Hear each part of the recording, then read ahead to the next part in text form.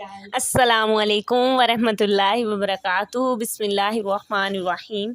सल्लल्लाहु ताला अला मुहम्मद सल्लल्लाहु अलैहि वसल्लम। खुश आमदीद। आज का जो मेरा मौजू है वो बहुत ही प्यारा है। आज का मेरा मौजू है एक हिरनी और उसके दो बच्चों के बारे में, और मेरे आका सलातु व सलाम के एक बहुत ही प्यारा मौजज़ा भी है। एक अराबी जिसने अभी इस्लाम कबूल नहीं किया था, जंगल में शिकार के लिए आता है और उसके जाल में एक मासूम हिरनी आ जाती है। हिरनी बहुत ही परेशान होती है क्योंकि उसने एक पहाड़ के अंदर अपने दो छोटे बच्चों को छोड़ा होता है। वो आसपास देखती है, उसकी खुशकिस्मती कि उसी जंगल में मेरे आका सलातु व सलाम भी मौजूद होते हैं।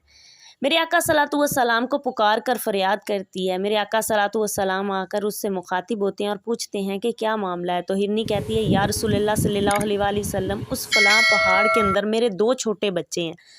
आप कुछ देर के लिए मेरी ज़मानत देकर मुझे रिहा करवा दें ताकि मैं आखिरी बार अपने उन बच्चों को दूध पिलाऊं और मैं वापस ज़रूर आ जाऊंगी। मेरे आका सलातु व सलाम ने फरमाया कि ठीक है, मैं तुम्हारी ज़मानत देता हूं और मैं तुम्हारी जगह इस जगह मौजूद रहूँगा, तुम दूध पिलाकर वापस आ जाना। जब मेरे आका सलातु व सलाम ने भी फरमाया तो वो हिरनी वहाँ से चली गई।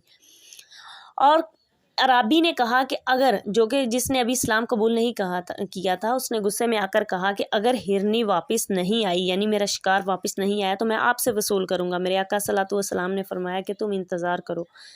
कुछ देर गुजरी कि हिरनी अपने बच्चों को दूध पिलाकर वापस उसी जगह पर आ गई।